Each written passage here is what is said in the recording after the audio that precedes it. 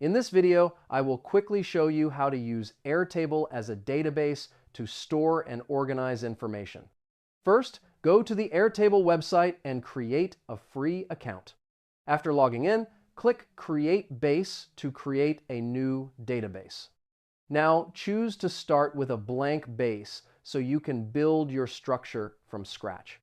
Inside the base, you can create tables that work like collections of data similar to tables in a traditional database.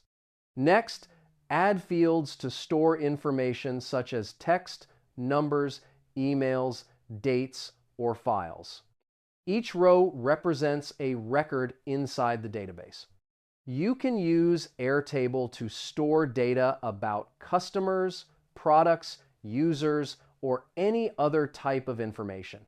Another useful feature is creating relationships between tables to connect data in an organized way.